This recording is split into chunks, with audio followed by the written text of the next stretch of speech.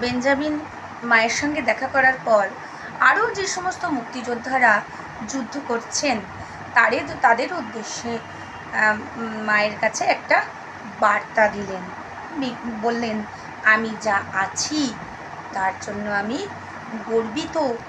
নিপীড়নের ঝড় আমার রক্তের বৃষ্টি দ্বারাই অনুসরণ করা হবে।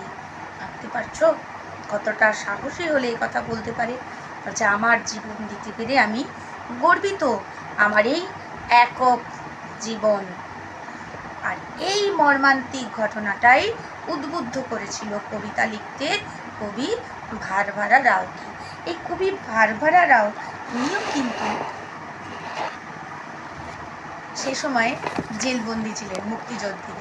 উনিও একজন মুক্তিযোদ্ধা ছিলেন। তা বন্দিশালা থেকেই তিনি লিখলেন, কি লিখলেন?